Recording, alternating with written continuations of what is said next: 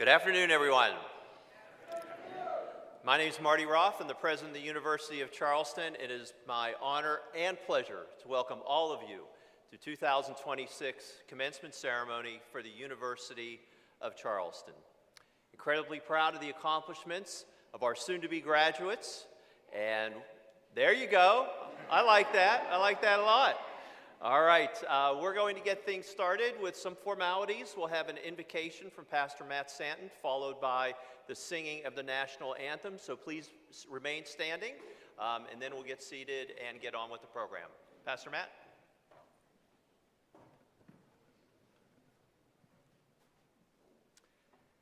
Good afternoon. Before I say the prayer of invocation, I'd like to read a psalm to you. And this is from Psalm 121. And you all have had the privilege of going to school in West Virginia.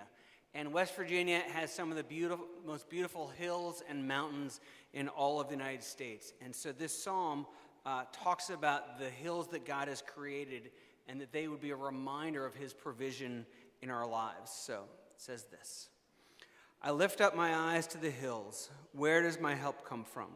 My help comes from the Lord who made heaven and earth. He will not let your foot be moved. He who keeps you will not slumber. Behold, he who keeps Israel will neither slumber nor sleep. Let's pray together. Heavenly Father, I thank you so much for these graduates and all the time and effort and work they have put in to getting their degrees today.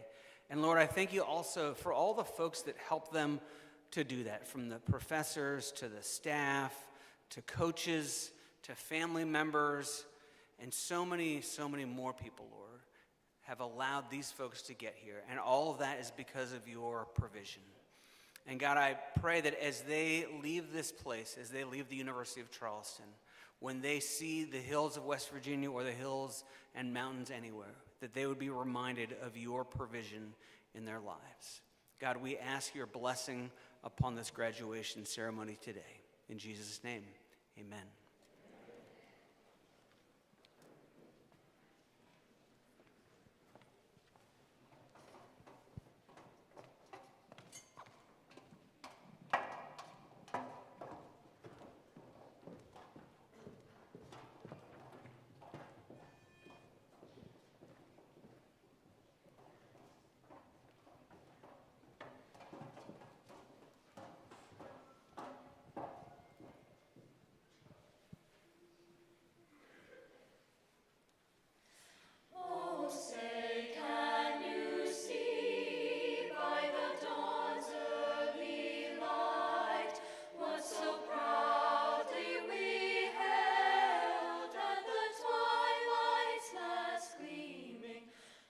Stripes and bright stars through the perilous fight, o'er the ramparts we watched were so gallantly streaming, and the rocket's red glare, the bombs bursting in air, gave proof through the night that our flag was still there.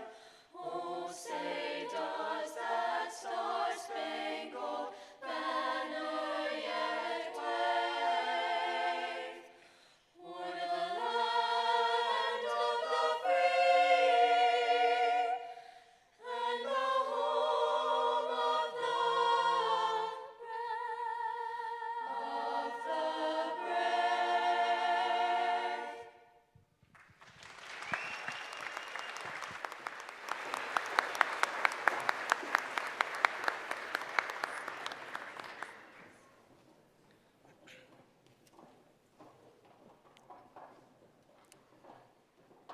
Thank you, Pastor Matt, and our phenomenal university singers. Everybody, please be seated.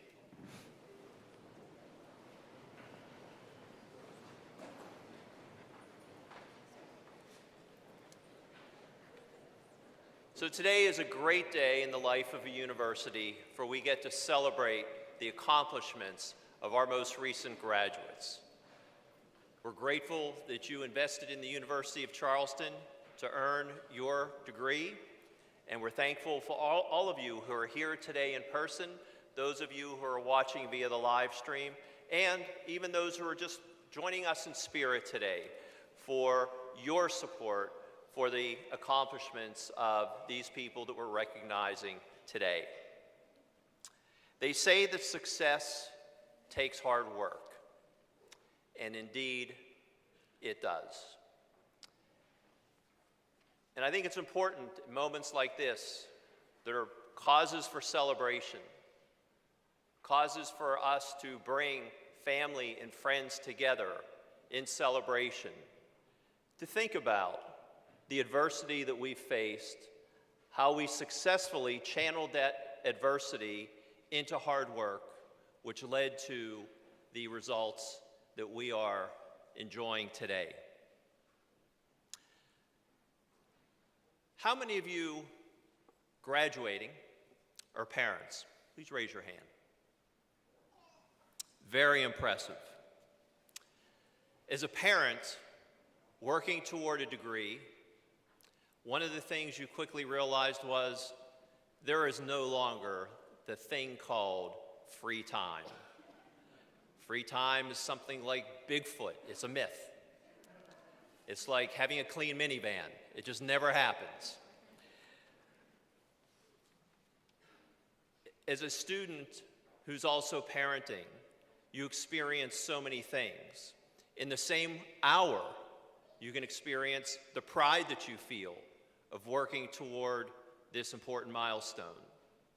You can, in the same hour, feel the guilt for missing the opportunity to read your child a bedtime story. That same hour, you can feel the stress of meeting multiple deadlines at school, at work, and at home. And the joy when your child gives you a hug and helps you navigate through those challenging times. Well, many of you took advantage of the opportunity to do internships, to gain work experience. Our student parents balance classes with toddlers and adolescents, which is basically an unpaid internship with no HR department there to support you. You've not just earned a degree, you are allowing your kids, you're showing your kids what perseverance looks like, what it feels like, what it means to sacrifice to accomplish something that's important to you. Well done. Very proud of your accomplishments. How many of you that are here today are student athletes at the University of Charleston? Put your hands up. Yeah, we have quite a few as well. If you're a student athlete today, congratulations. You didn't just earn a degree, you earned it while someone was blowing a whistle at you every morning. A lot of students struggle to get to their classes by 8 o'clock. If you're a student athlete, you've already done weightlifting, run sprints, and pondered your choices in life by 8 o'clock in the morning. Student athletes don't need a lecture on perseverance.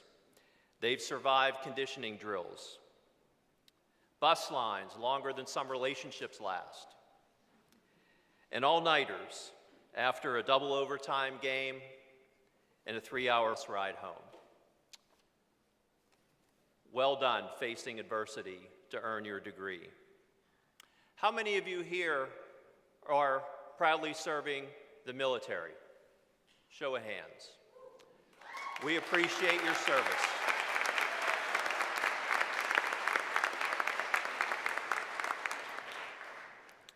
Active duty students can write a term paper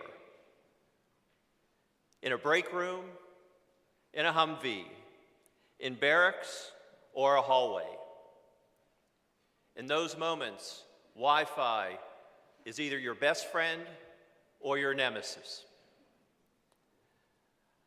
Some students forget deadlines. Active military students remember them. You just have to convert them from Zulu time, local time, and whatever time your professor thinks the world runs on. You've balanced coursework with inspections, drills, surprise tasks, and the occasional mandatory fun event. And in what other context do the words mandatory and fun really go together? If you're an active duty student graduating today, you didn't just overcome adversity. You negotiated with it, you saluted it, and you marched right past it on your way to this commencement ceremony today. Well done.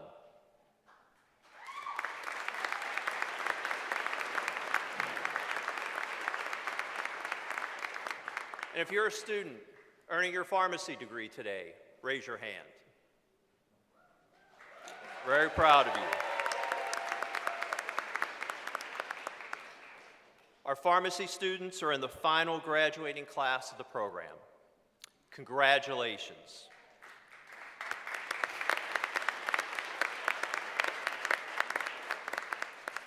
You finished strong with determination and purpose as a last class, which is a special badge of honor.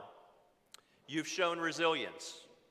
You kept going even when the university reached the very difficult decision that we cannot afford to do this anymore. But you said, well, we are. You are not deterred. Your program may be closing, but you are here today.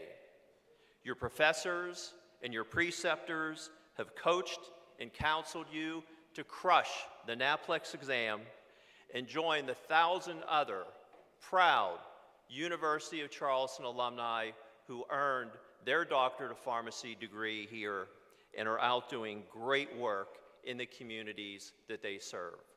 Very proud of you and the way you faced adversity.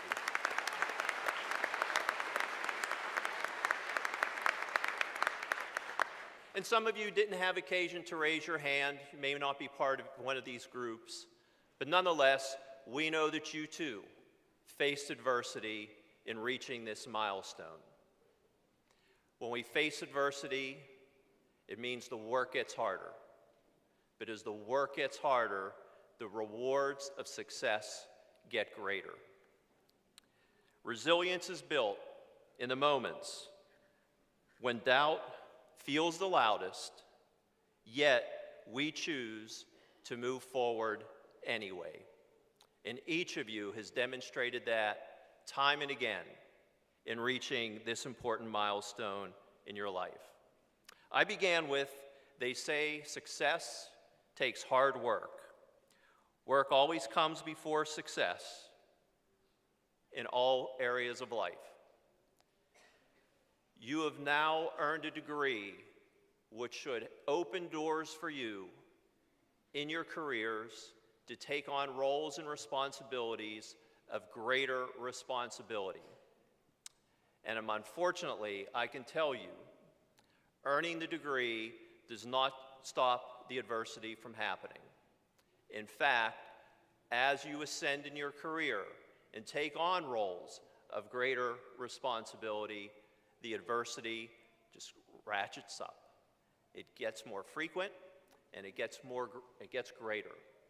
But we are convinced that the hard work that you put into earning your degree, the diligence with which our faculty instilled upon you the knowledge in your field, the ability to communicate, work in teams, manage your time, be able to think critically, use data to problem solve, are skills that are going to help you as you face adversity to put in the work and continue to achieve the same success that you're experiencing today.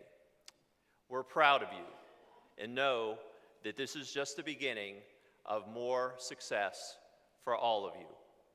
And speaking of success, one of the things that we really enjoy doing in our commencement ceremonies here at the University of Charleston is recognizing a graduate student of the year who will share some of their perspective with you and with all the guests that are here today. And that individual this year is Miss Tesla Aguilar. Tesla, why don't you come on up?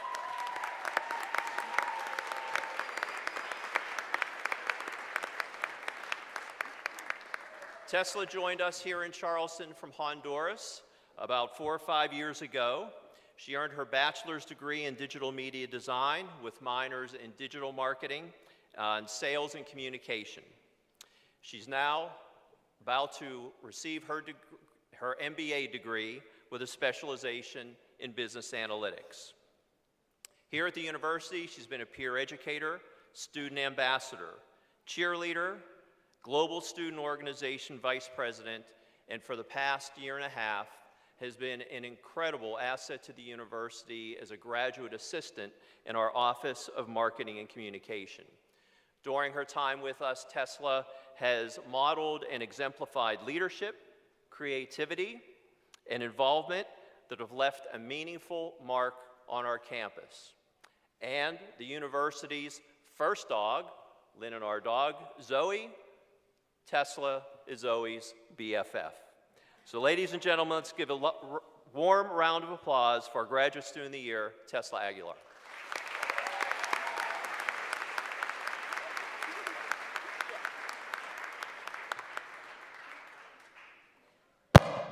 Oops.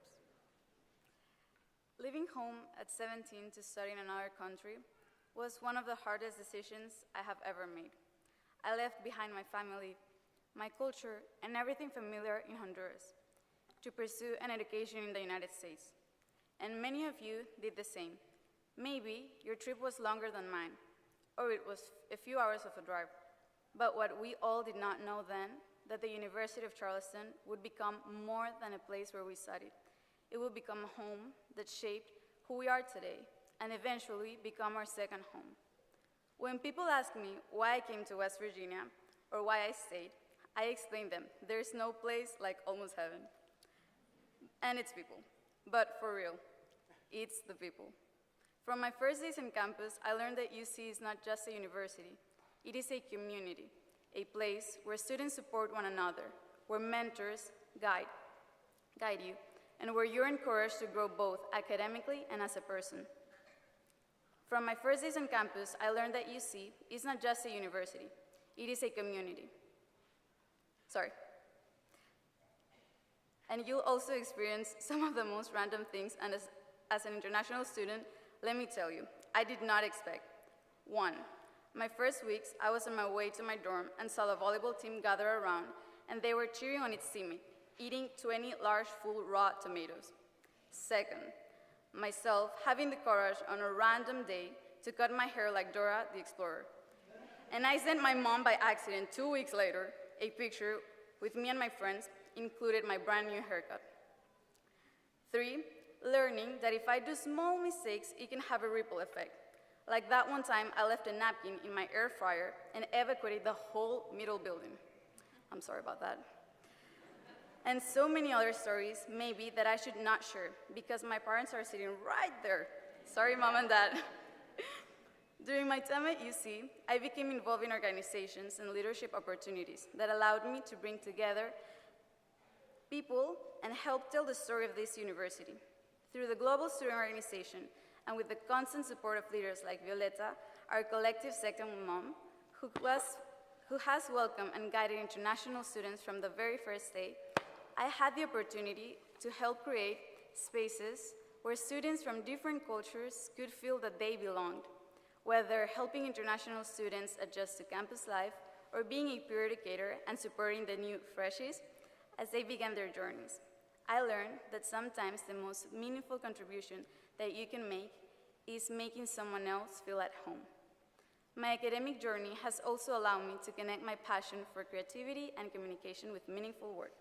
Through my undergraduate studies in digital media design, digital marketing and sales and communications, and now through my MBA in business analytics, I have explored how storytelling, marketing, and data can help organizations better connect with the people they serve. Working as a graduate assistant at the university's marketing and communication team gave me the opportunity to share the story of UC and the beauty of West Virginia. With audiences far beyond campus, it showed me that communication can inspire pride, build relationships, and open doors for future students so they can too begin their own stories here. It was an honor to work with such an amazing team. When I first arrived at UC, I came searching for opportunity. What I found, it was something much greater, a place that challenged me to grow, encouraged me to lead, and reminded me that community can exist even thousands of miles away from home. So now, I would like to thank my family in my native language, Spanish. Gracias, Ma y Pa, por dejarme volar una edad tan corta y tratar siempre de apoyarme. Gracias, Carly y Carlito, por aguantar mis llamadas y mensajes en la mitad del día o en la noche. Y a mi abuelita Evelyn, que fue mi ángel de la guardia en esta aventura. Gracias y estoy eternamente agradecida. And I want to give the thanks to my now fiancé Gabe, who has helped me through this degree also. As we prepare to walk the stage and grab our different degrees, I would like to everybody think not only the knowledge we gain in the classroom, but also the relationships, lessons, values, opportunities that UC has also given us, and all the tears and joy that had helped you come to this day. I know it was not easy, but that's life. Sometimes it's not that easy or fair, but you have to learn how to rise up, no matter how big the problem, circumstance, or phase you're in. What it matters is what you learn and how you rise up. Show up for yourself. Wake up, because you just got blessed by the biggest blessing you have today, another chance in life. So just take another moment, soak it all in. Look behind you, look beside you, and look forward you. Just look at you. You did it. Thank you, UC, for not only preparing me for my career, but also helping me find my voice, my purpose, and a second home. Go Golden Eagles!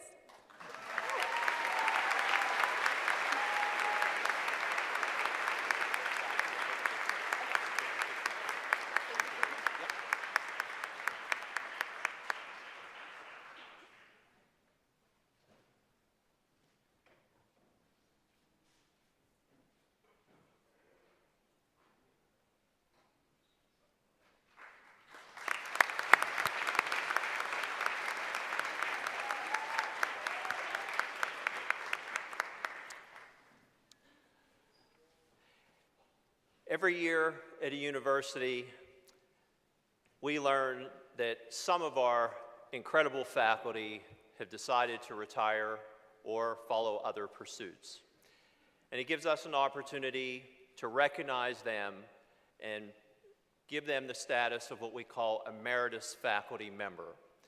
This means that these individuals who will no longer be teaching with us full-time still have the opportunity every year to participate in commencement ceremonies like this one, come to the University of Charleston athletic events, utilize the library, and take advantage of other ways of being part of the university community. We have two such individuals I'd like to recognize and ask them to stand. The first is our Grand Marshal, Suzanne King, after many years of dedicated service to the School of Business.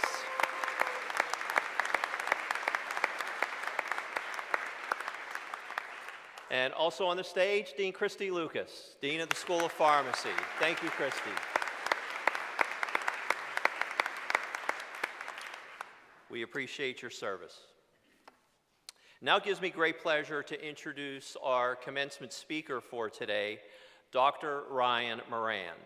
Ryan's a native of West Virginia, graduated right here from the University of Charleston in 2012, summa cum laude, with majors in business and public policy. A distinction that Ryan will forever hold is he was the first ever Rhodes Scholar finalist from the University of Charleston.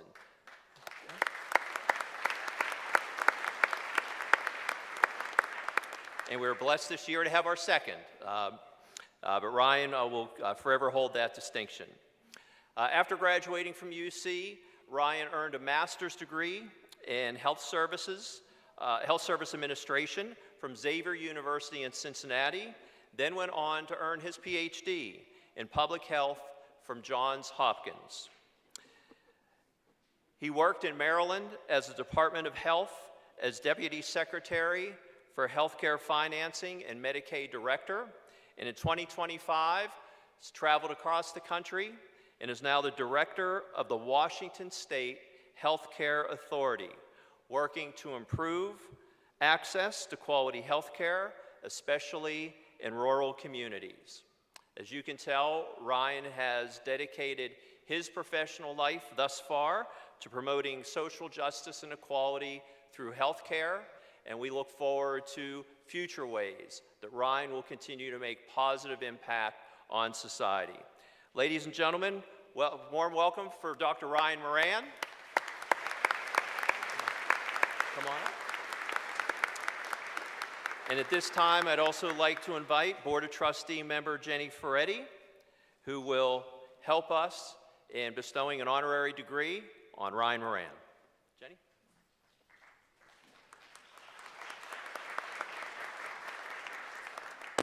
Mr. President, on this occasion, on behalf of our faculty and the Board of Trustees, it will also be our pleasure to confer upon Dr. Ryan Moran an honorary Doctor of Humane Letters.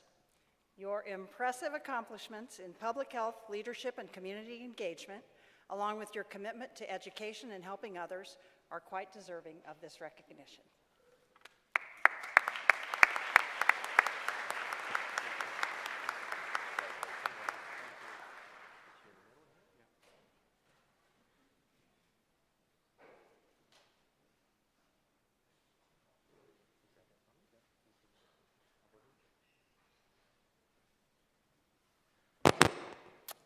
Thank you, Dr. Roth, and thank you, Jenny. Jenny was on staff here in leadership of campus at the time, and it's just such a pleasure to see you. And thank you so much to Dr. Roth and faculty, emeritus faculty, staff, distinguished guests, families, chosen families, and friends. I have to tell you, it is so good to be back home. And to the class of 2026, all of you directly in front of me, congratulations. Today is remarkable. You did it. Can we please give them a huge round of applause to the class of 2026?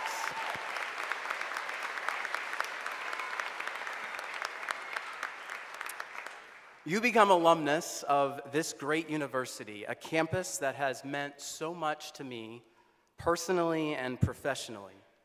A place that prepared me for a life that I hope you live right alongside me, a life of enlightened living, productive work, and community involvement. And today, your graduating class celebrates the distance that you have taken to achieve your auspicious dreams. Some of you, as Dr. Roth talked about, with challenges and adversities in your way.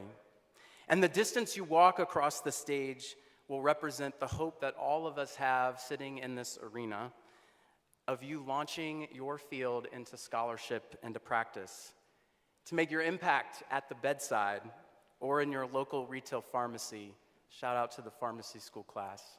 I was on the pharmacy school floor when I was an undergraduate of all the pre-pharm folks, so I have a special place for the pharmacy school.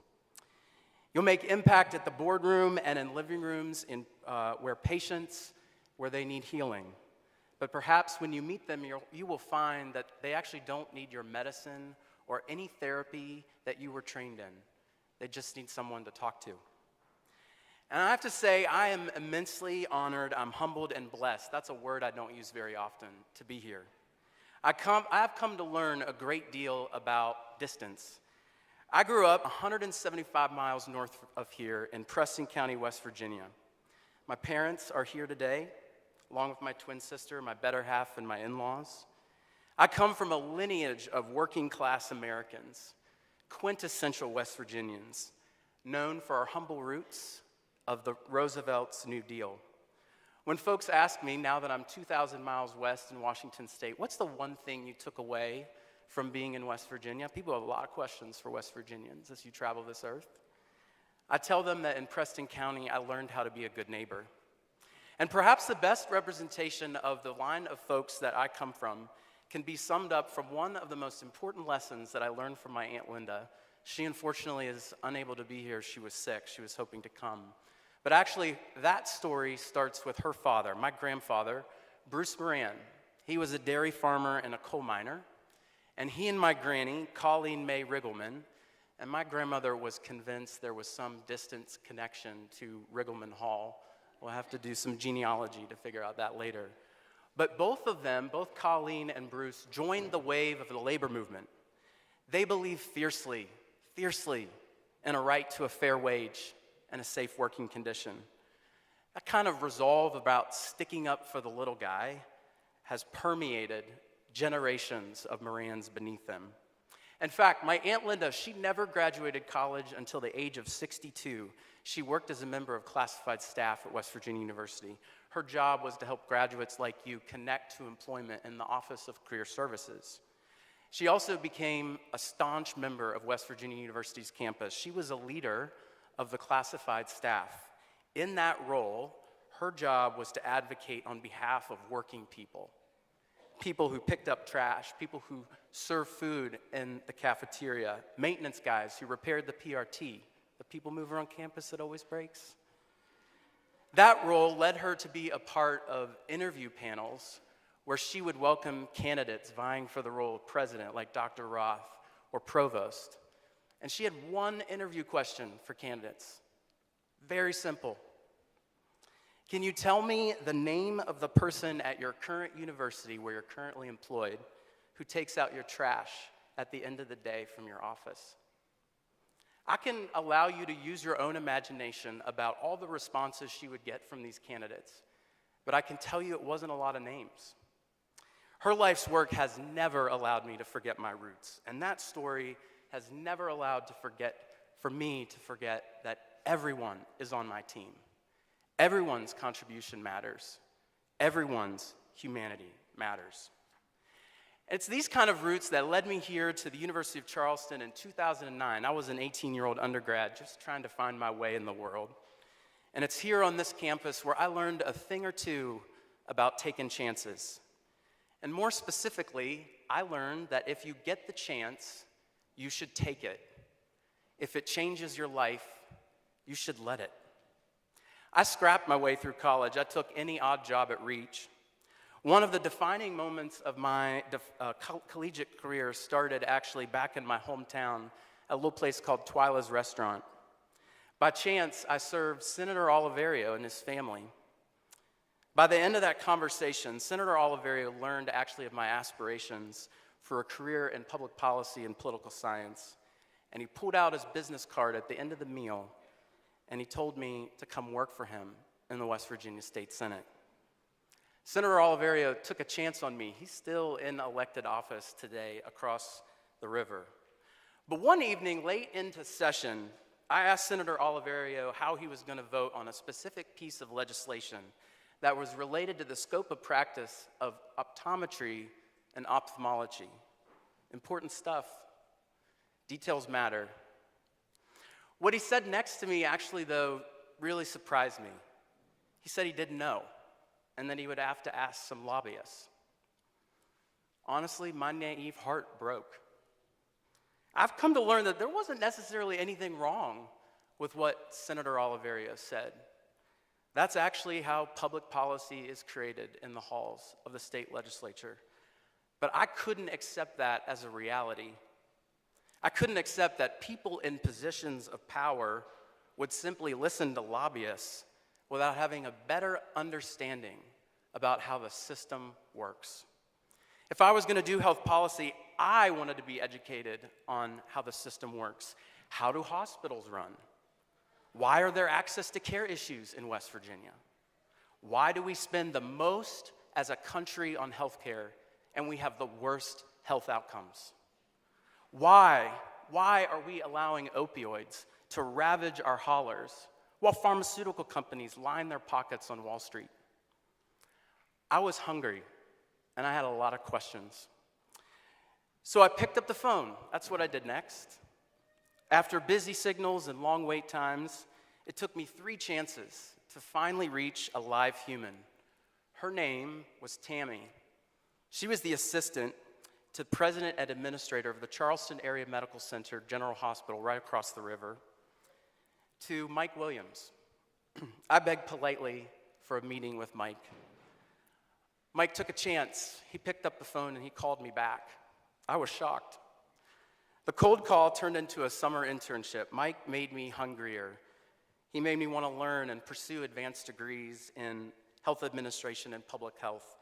And that experience very much solidified my life's mission to remove every single barrier that stands in the way for people to access health care. And graduates, if one thing is for certain, you're going to spend the rest of your life, some of you already living half of it, the rest of your life wrestling with chances. If you want to win the lottery and pay off your student debt, you've got a 1 in 14 million shot. And while commencements certainly are about garnering a caliber of credentials to guide your career, as Dr. Roth noted, none of us are going to go through this life unscathed. All the other ways that chances will impact our journeys. You'll take a chance on love, and you'll be disappointed, or you'll be fulfilled. There's a chance he probably won't text you back, and if he wasn't, that fool wasn't worth the chance. You'll take chances that you can't get back. You'll take chances you wish you could. You'll take chances and you'll miss. And it's true, every graduation speaker says, you'll learn more when things don't go your way. I've learned just how powerful a mindset of radical gratitude is by being able to discern what you gain when life redirects you, not what you lose. You must be open to what you are learning in those experiences, like lessons of patience and resilience.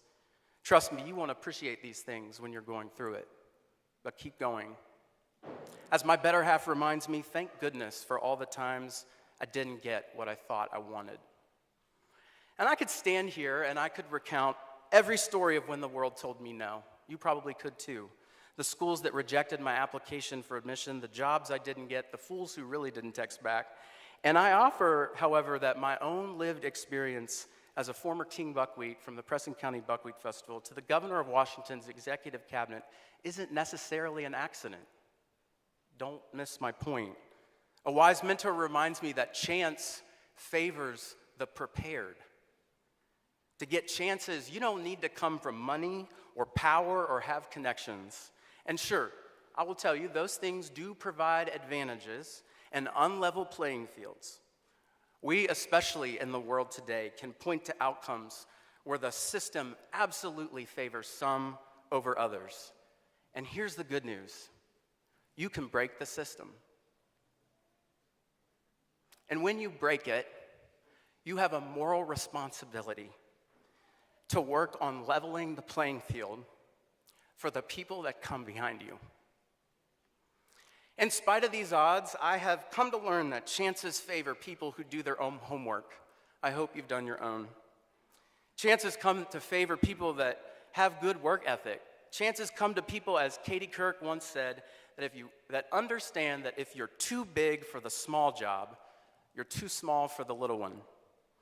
And be the person in this phase of your career, whether it's your first act, your second act, your third act. I know I'm speaking to graduate students that just finds a way to get stuff done.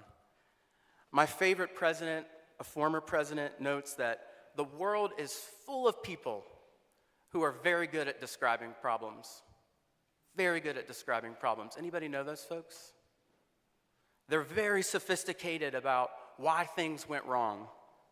They can tell you all the reasons why something could never be fixed. But what I always look for and what he always looks for is someone who looks at the problem, raises their hand no matter how big and small, and says, let me handle that. In other words, whatever gets handed to you, you nail. And trust me, I promise people will notice. And here's the last and most important lesson, especially in the times that we live, where gas prices aren't the only thing that's high, where the temperature is set at a level way too high, when the rhetoric is too hot. On this very week, I think about my grandmother, Colleen May Riggleman. She would have been 100 years old last Monday. I think about her every day. She lived well before her time, and I just think I'm walking through this earth as her some days. And one of her hallmark quotes that I carry to this day that she would tell me is about literally taking chances on relationships. It's about arithmetic. She would say to me, Ryan, talk to people, because 9 times out of 10, people will talk back. My life is richer because I have taken Granny's advice seriously. I talked to Shelley in the elevator this morning. Where are you, Shelley? A current grad. There you are, Shelley. Congratulations. Yeah.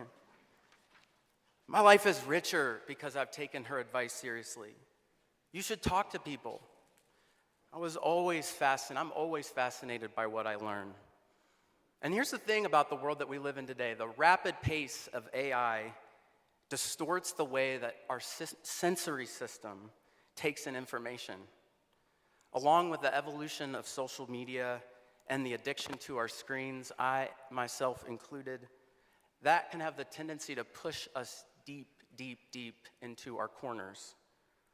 They cause us to frame narratives of certain people, and in the worst of circumstances, they can have the tendency for us as humans to create common enemies.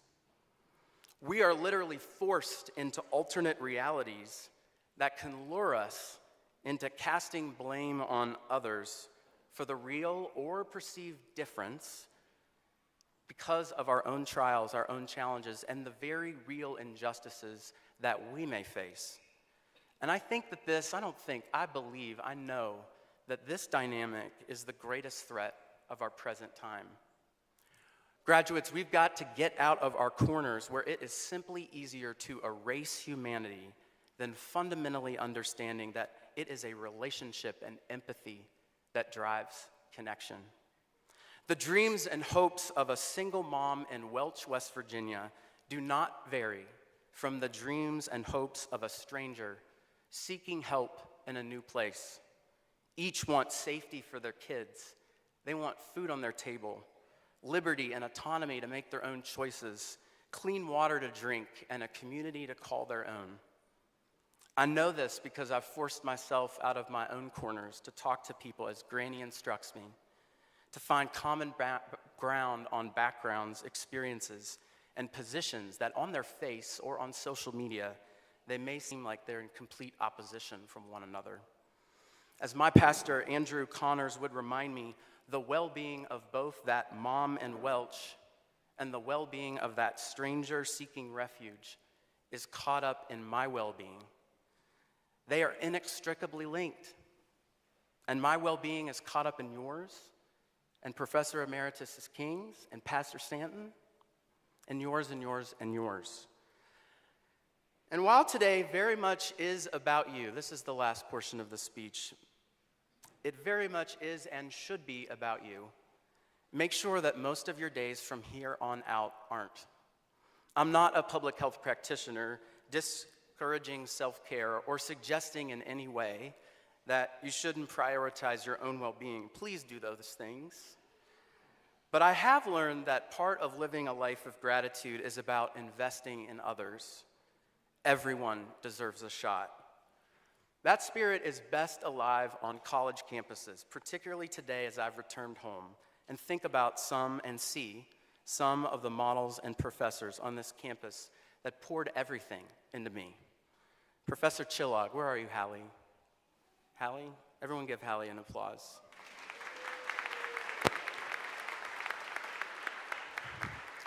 Hallie gave me the gift of distance running. Don't forgive you for that. She gave me the gift of unconditional acceptance and, most importantly, a penchant for what is possible. And frankly, Hallie, to this day, I still believe anything's possible. Professor Emeritus Janusz, where's Joe? There's Joe. Let's give Joe a round of applause.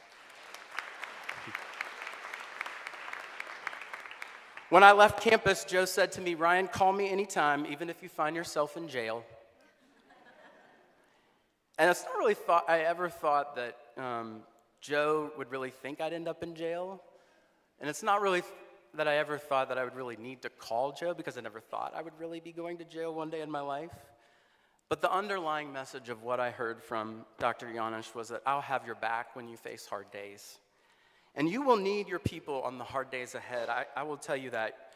Your people will also need you on their hard days too. And like Joe, today make sure that they know it. Professor Emeritus King, let's give Professor Emeritus King a round of applause.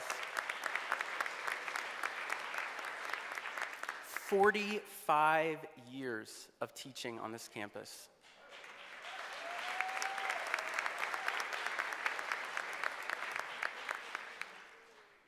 I have to say, one of my fondest moments in graduate school was when I was interpreting a balance sheet, and all the other kids were like, "Who are you?" I said, "It's not me, it's a person I met by the name of Suzanne King." Just think about all the people across the country, across the world, who are influenced by you, and all the accounting books that actually stack up to the right numbers because of you. And so many others. I could go on and on and on. These educators, they're exceptional practitioners at the Chance Academy. They curate conditions for the success of their students. They recognize potential. I speak at this mic because of them. They provided me with opportunity, forced discomfort for the purposes of growth, and they celebrated me at every turn. So graduates, find yourself talking to people. Talk to them. Lean into humanity. Get to know people's names, because everyone deserves a chance. Soak in the magic you feel today. God willing, everyone in this arena, tomorrow, we all get another chance. And when you find yourself taking that chance, take it. If it changes your life, let it. My forever gratitude, University of Charleston, and congratulations to the class of 26.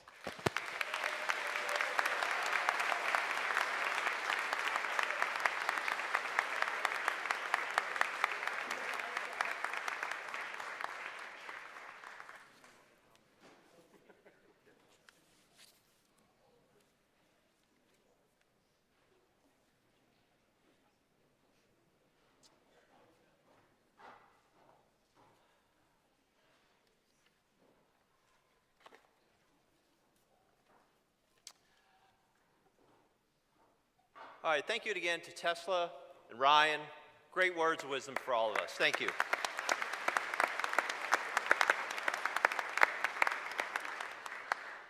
All right, now who's ready to walk up on the stage and get a degree? All right, now we're talking. All right, we're almost there. I'm going to invite our provost, Dr. Dan Silber, to now join me for the conferring of degrees. Dr. Silber. Yep. Thank you. Good afternoon. Will the candidates for the associate and bachelor degrees please stand and remain standing? Associate and bachelors. President Roth, I have the privilege of presenting to you the candidates of the Associate of Arts degree, Bachelor of Arts, and Bachelor of Science degrees. These students have completed or are scheduled to complete the requirements for their respective degrees as approved by the faculty. I therefore request that you confer upon them the appropriate degree. By the authority vested in me by the Board of Trustees of the University of Charleston and by the State of West Virginia, and upon the unanimous recommendation of the faculty, I confer upon each of you the degree appropriate to your course of study, with all rights, honors, and privileges appertaining thereto. Well done.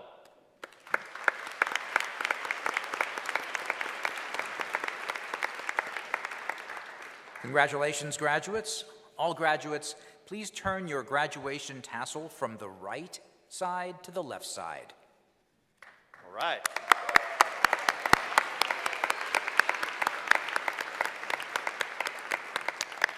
And you may be seated. Will the candidates for the master's degrees please stand and remain standing?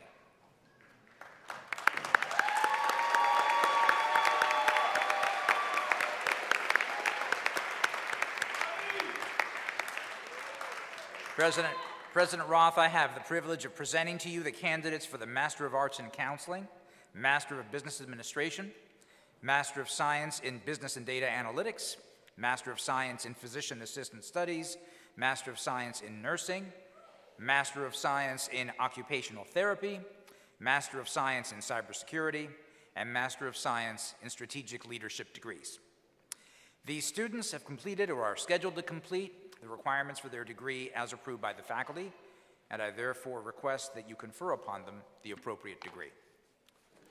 By the authority vested in me by the Board of Trustees of the University of Charleston and by the State of West Virginia, and upon the unanimous recommendation of the faculty, I confer upon each of you the degree appropriate to your course of study, with all rights, honors, and privileges appertaining thereto. Congratulations, graduates.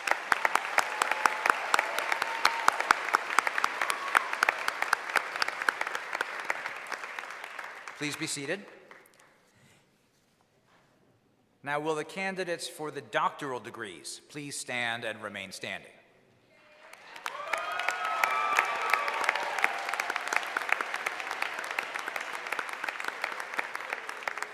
President Roth, I have the privilege of presenting to you the candidates for the Doctor of Executive Leadership and Doctor of Pharmacy degrees. These students have completed or are scheduled to complete the requirements for their degrees as approved by the faculty. I therefore request that you confer upon them the appropriate degree. By the authority vested in me by the Board of Trustees of the University of Charleston and by the State of West Virginia, and upon the unanimous recommendation of the faculty, I confer upon each of you the degree appropriate to your course of study, with all rights, honors, and privileges appertaining thereto. Congratulations, graduates.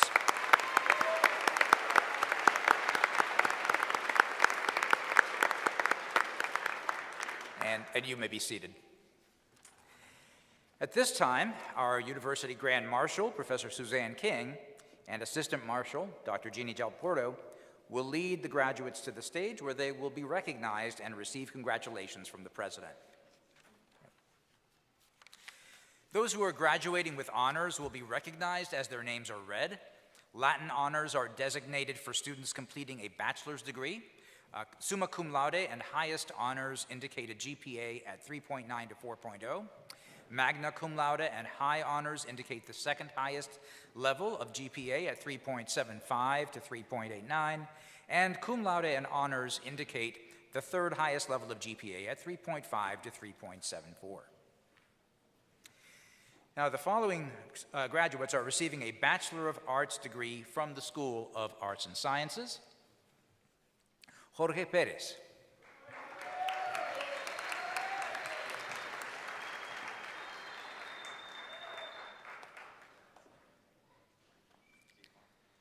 Teray Kasdorf.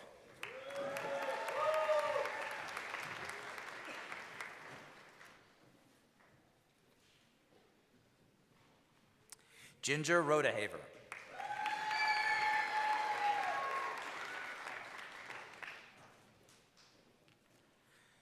The following graduates are receiving a Bachelor of Science degree from the School of Arts and Sciences. Omar Khalid El Samahi.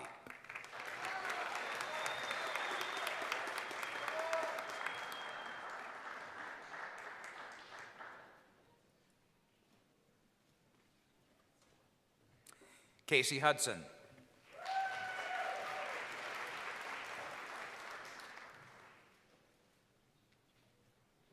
Marissa Messer.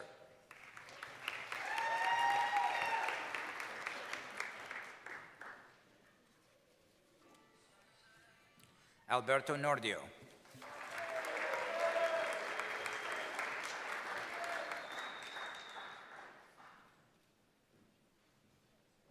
Marcelo Mifano Pinto.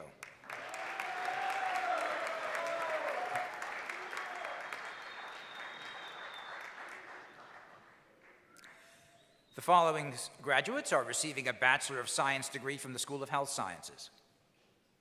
Kaylin Denise Manley.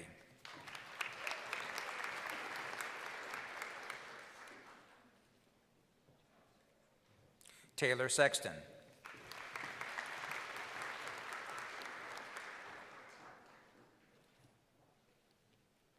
Aaliyah Dawn Evans.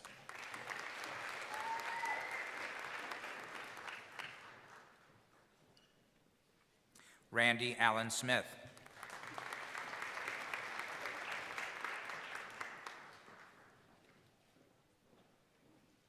Sierra Miller.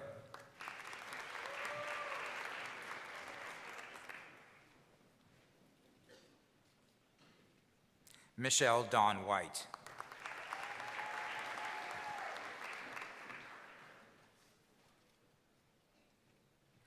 The following graduates are receiving an Associate of Science degree from the School of Leadership. Nathaniel Pack.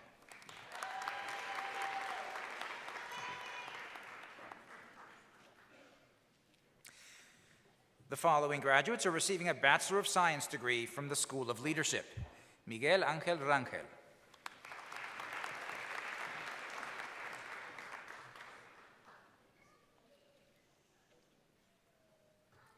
Spencer Spiker.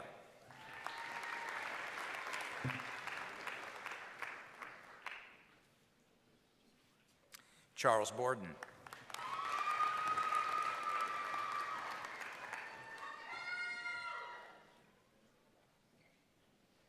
Winston On.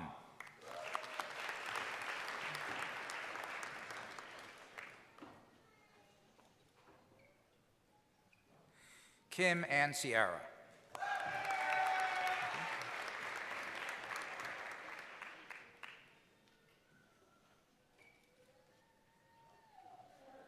Jacob Pa.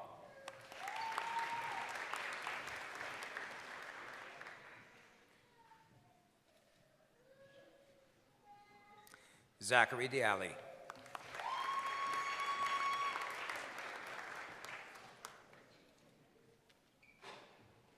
Eric Tyler Snyder.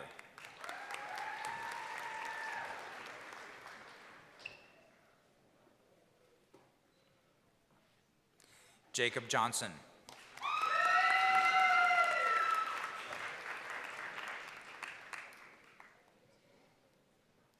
Conroy Harris.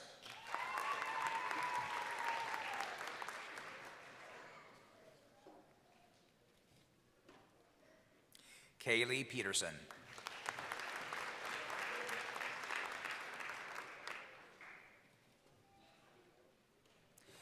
Christy Lasinski.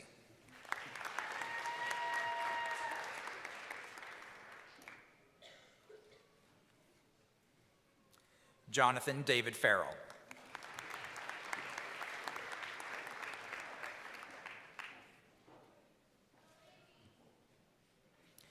Eladio Soto.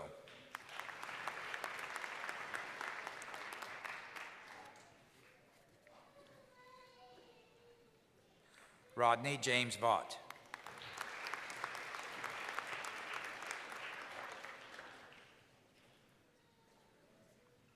Matthew Faber.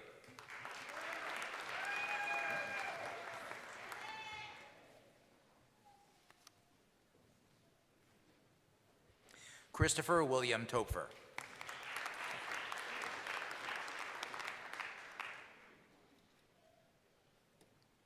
Arthur Ingson.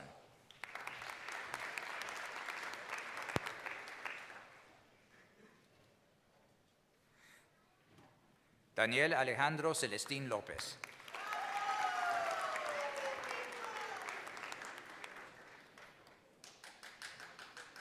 Keith Sherman.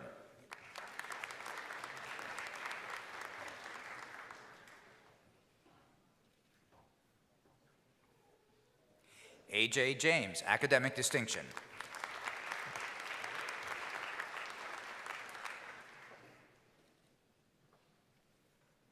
Donald Cook.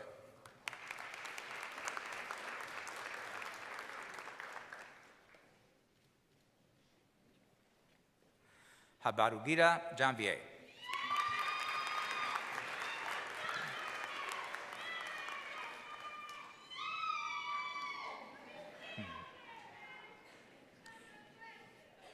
Darius Stark.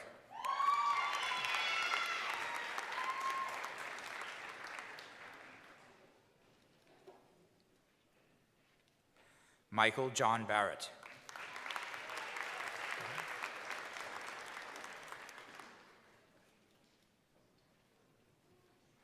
Marcus Joel Aguilar.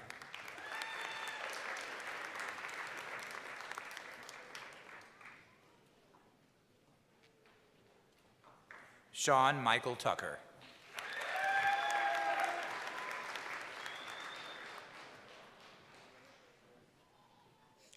Jeanette Arsenault.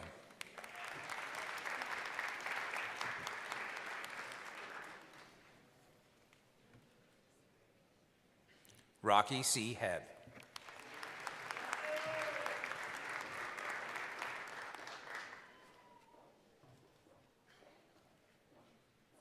James Edward Muncy, Jr.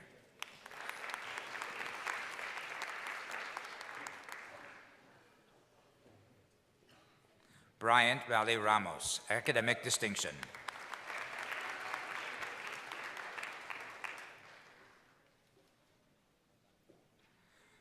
Travis Carl Weber.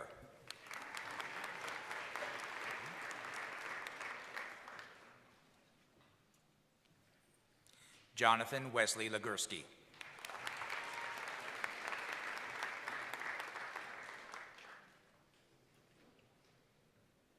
Cameron Ryan Saltzgaver.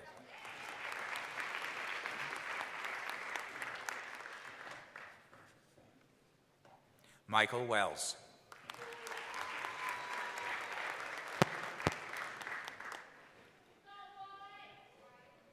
Nemia V. Tiapula.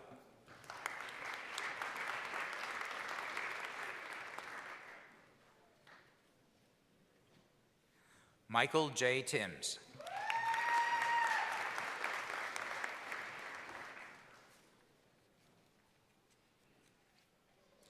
Benjamin Michael Reardon.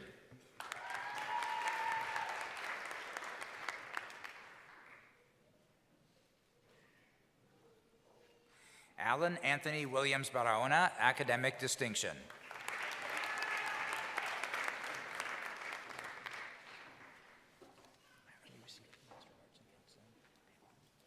The following students are receiving a Master of Arts in Counseling degree from the School of Arts and Sciences. Christy Lynn McComas, honors.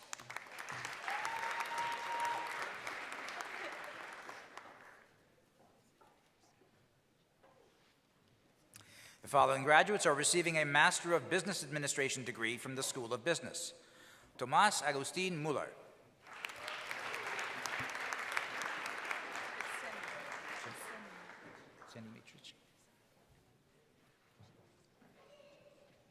Kseni Mitrich.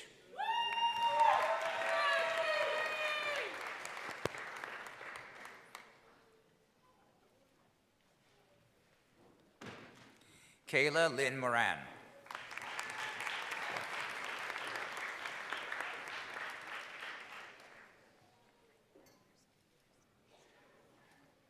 Tesla Jacqueline Aguilar Guerrero, honors.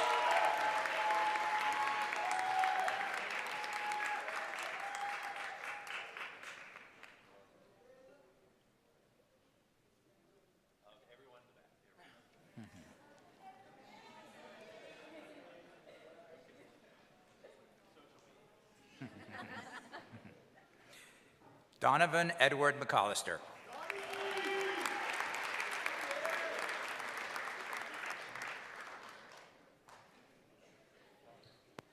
Christopher Logan Knuckles.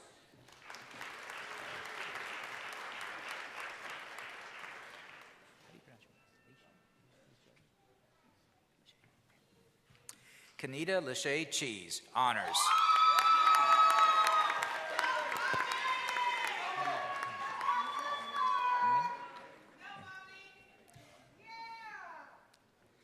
Nguyen Han Nguyen.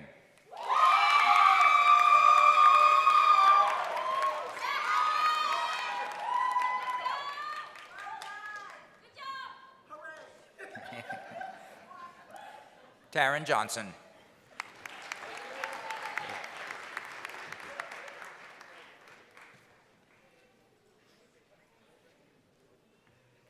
Sut Rain Ong.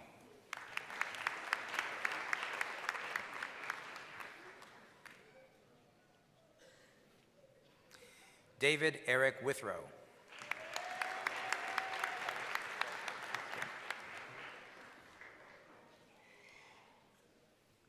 The following student is receiving a Master of Science degree in Business and Data Analytics.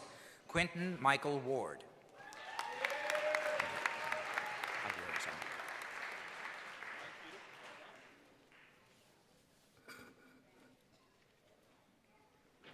The following graduate is receiving a Master of Business Administration degree from the School of Business, Dr. Christy Lucas.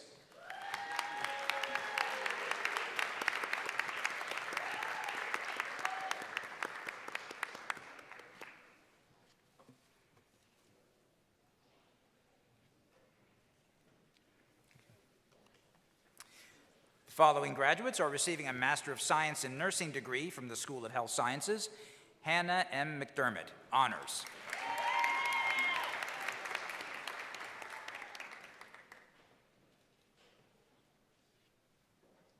Gabrielle Suzanne Holstein, honors.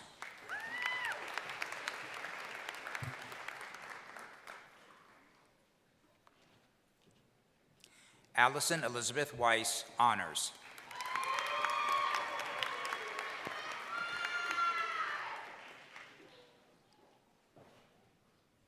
Emily Lynn McPhail, honors.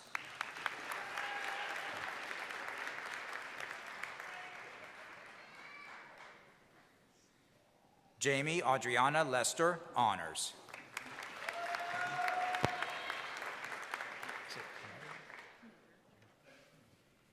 Felicia Nicole Metter.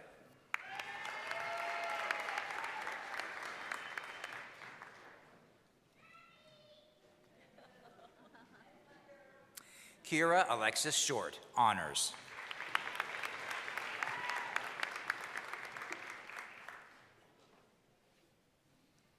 Kaylee Rihanna Brown, honors.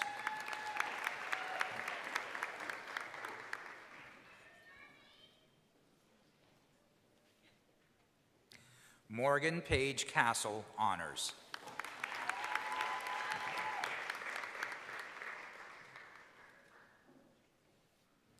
Brooke Honaker.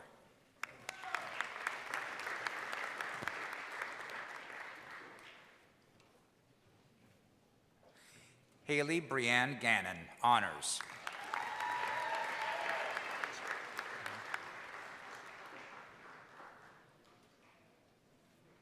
Shannon Elaine Bell, honors.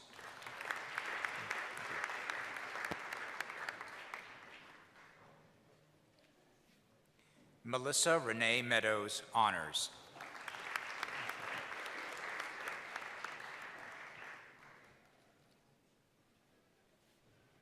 Tracy Adams, honors.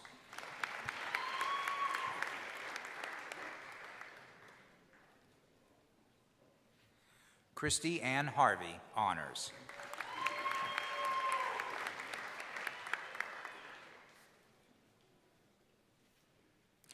Madison Boyles.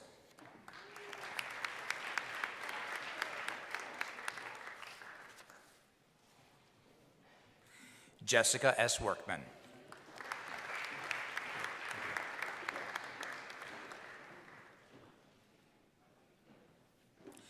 The following graduates are receiving a Master of Science in Physician Assistant Studies from the School of Health Sciences.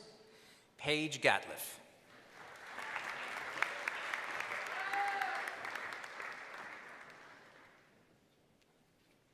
Ariana Elizabeth Golden.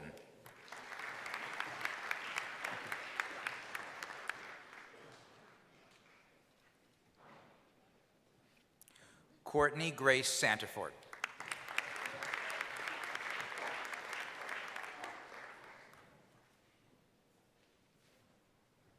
Kathleen Summers.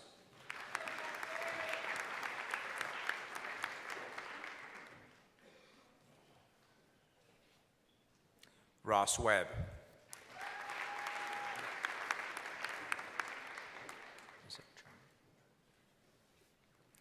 Resalito Trau.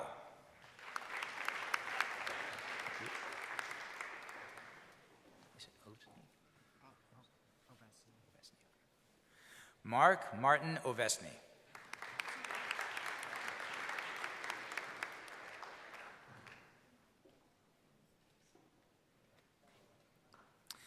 Mumford Holland Rodolphus Kendall V.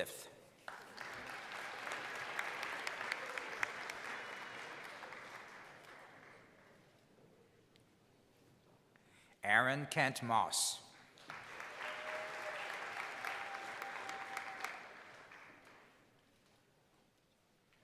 Alicia Ann Kolka.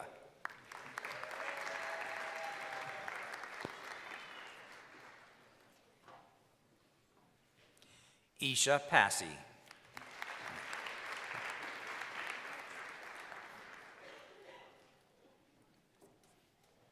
Bailey Lynn Fedun.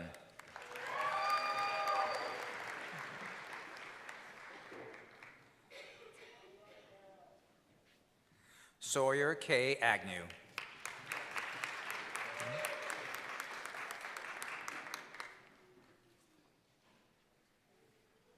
Grace Marie Stewart.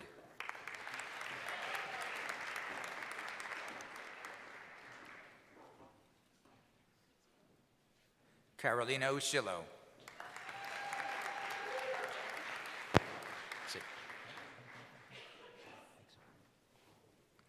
Julia A. Ikes.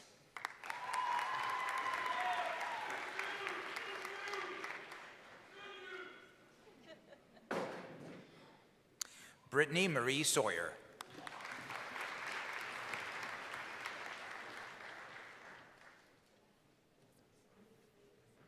Caitlin Mackenzie Halstead.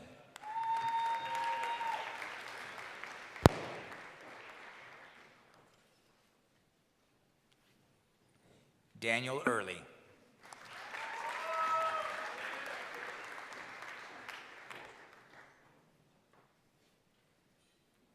Jan Lucas Anton Hoiple.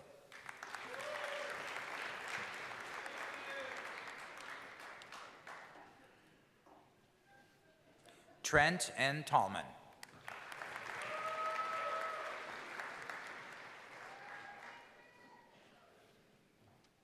Chase Allen Mitten.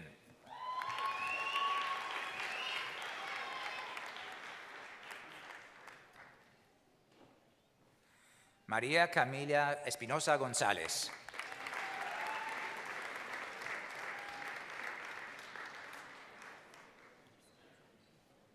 Caroline Bishop.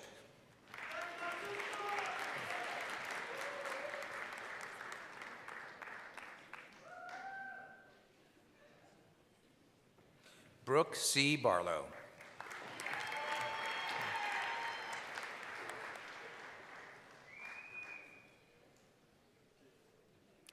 Emily Elise Wood.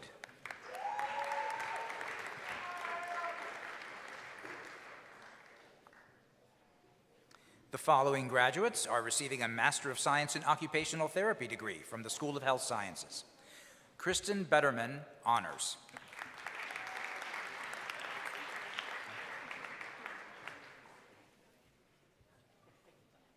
Kara Brooke Carton.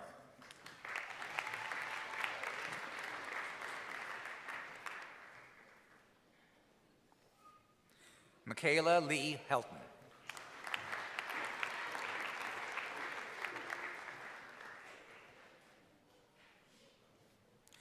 Jordan Mackenzie King.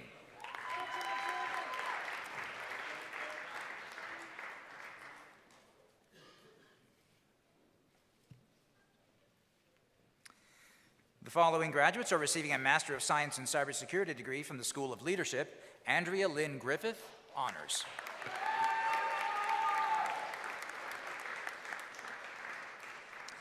Anthony Henry Thomas Haley.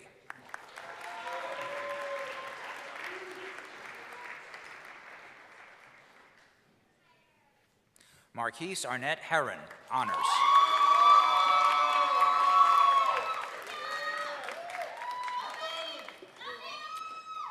Nicole Faye Horton.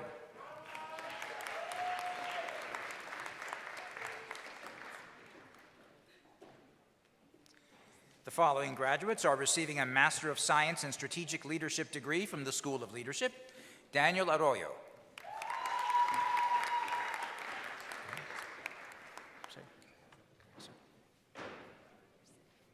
Vincent Cayazzo.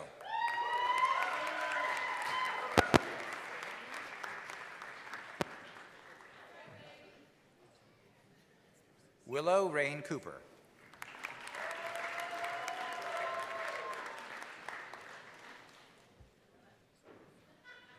Philip Vladimir John-Jill.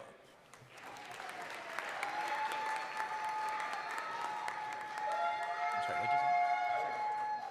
You want me to do fish one, Johnny? Johnny Ray Jones, Honors.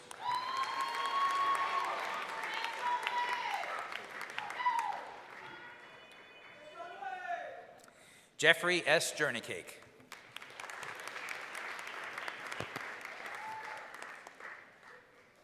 John Michael Matthews.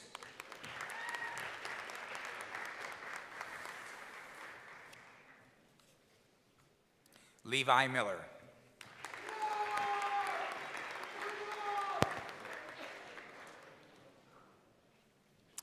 Brian Robert Morris.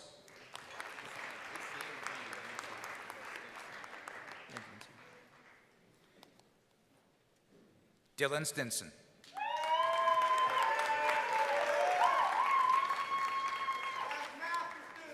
Are you receiving that same degree?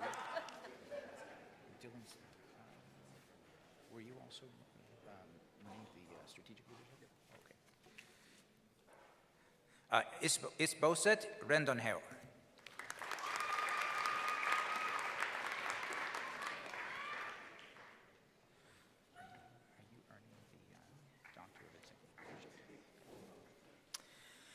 The following graduates are receiving a Doctor of Executive Leadership degree from the School of Leadership.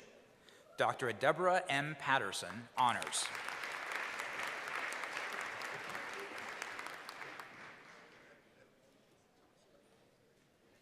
Dr. Shelley Ann Johnson, honors.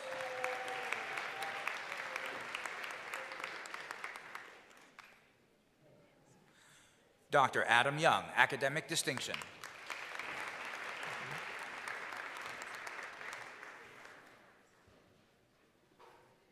Dr. Inanga Daisy Fallet.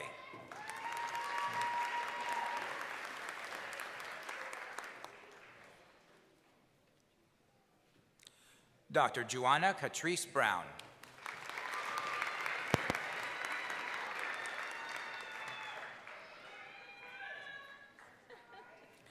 Dr. David Christopher Martin, honors.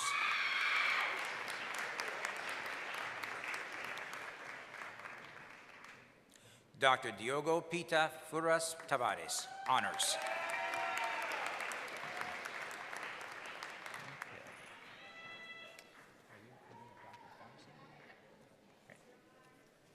The following graduates are receiving a Doctor of Pharmacy degree from the School of Pharmacy. Dr. Amanda Grace McGlone.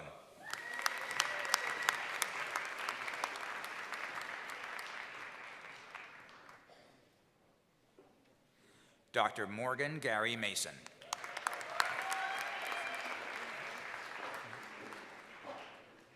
Middle name, Ray, okay. Dr. Naomi Ray Ledford.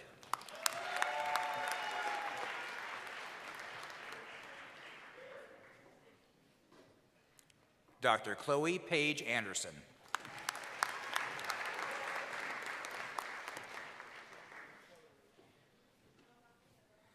Dr. Logan Renee Bossert.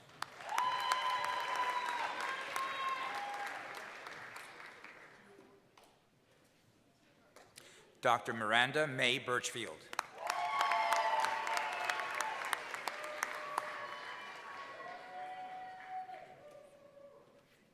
Dr. Courtney Brewer, summa cum laude.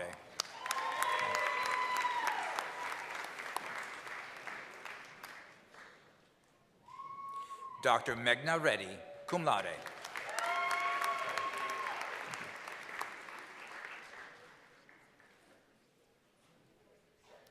Dr. Megan Brooke Lowry, summa cum laude.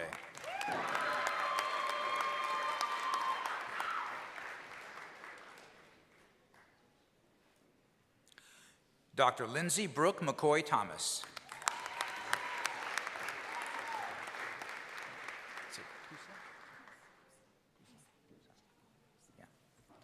Dr. Jacqueline Kusa.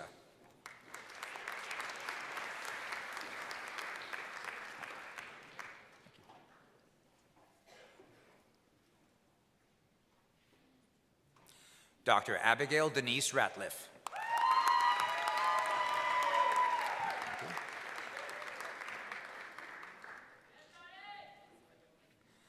Dr. Ensa O.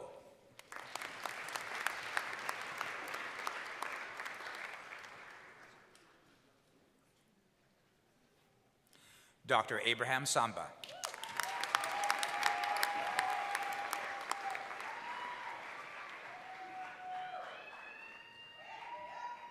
Dr. Jacob Daniel Ryan.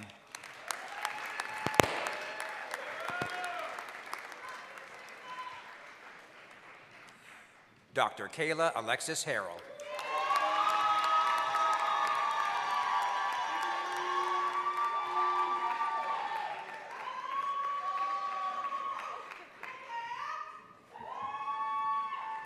Dr. Allison Given, cum laude.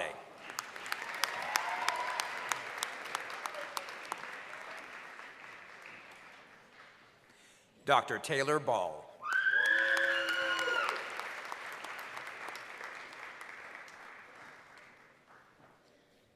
Dr. Isabella Marnie Kirby Bollinger.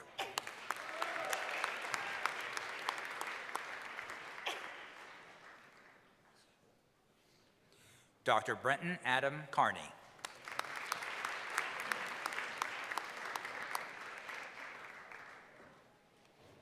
Dr. Christopher Luis Perez Hernandez, cum laude.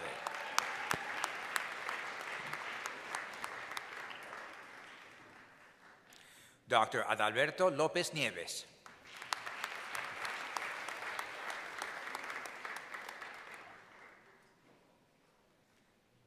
Dr. Ronnie Dabaj.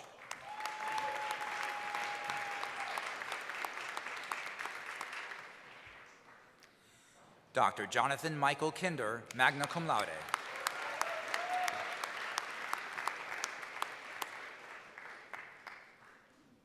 Dr. Abdullah Syed.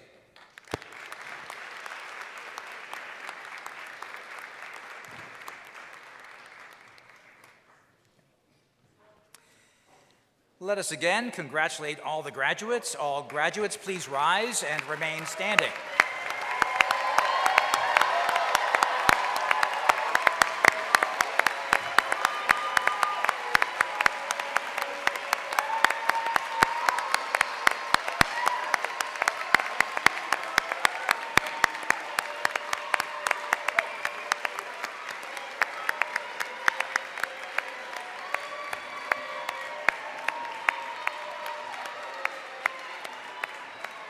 All University of Charleston faculty, staff, and administration, please rise and remain standing.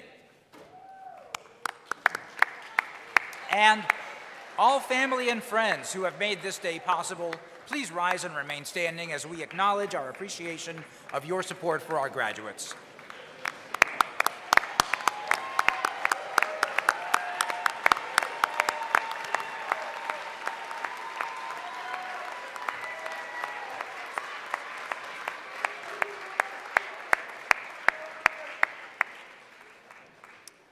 I'm going to ask everybody to please remain standing. At this point in our ceremony, I'm going to invite the university singers back to the stage, led by Josie Fisher, to lead us in the singing of the University of Charleston alma mater.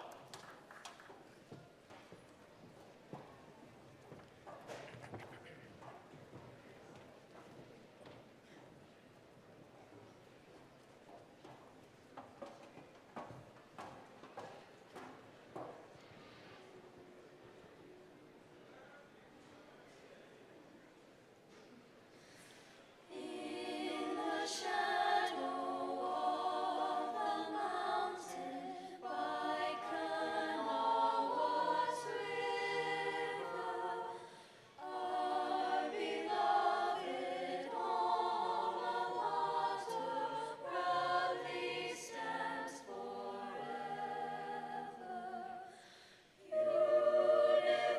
University of Charleston, true will ever be. University of Charleston, hail, all hail to thee.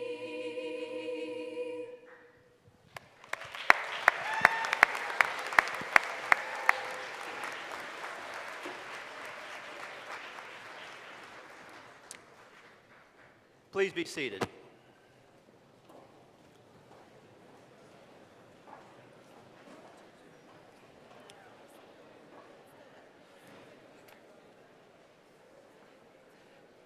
And how about one more round of applause for the university singers and the university band led by Josie Fisher. Thank you for being here.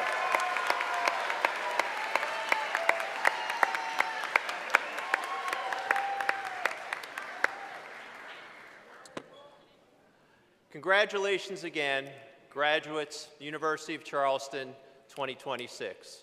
We're incredibly proud of your accomplishments, but more importantly, we're incredibly proud to continue to follow you and see what you all accomplish in the future. We know the future is bright. I'm going to ask that everybody please remain in your seats as the stage party, then the faculty, and the graduates recess from the Innovation Center. After the graduates have left the arena, you'll be invited to leave as well. We invite everybody to join us for a reception with light refreshments in the Rotunda in Riggleman Hall. So as you enter the Innovation Center, just head to your left and follow the hallways down to the other end of campus. Also encourage everybody to take advantage of our gorgeous campus, the weather outside, our beautiful lawn, to take photos and celebrate with your graduates. Our Vice President Dean of Students, Virginia Moore, will provide our exiting instructions. So as we bring our ceremony to a close, I'd like to share with you one final thought. In my experience, there are three different types of people. There are those who let things happen. There are those who make things happen. And there are those who have no clue what happened. University of Charleston graduates, class of 2026, go out and make great things happen. Well done, everybody.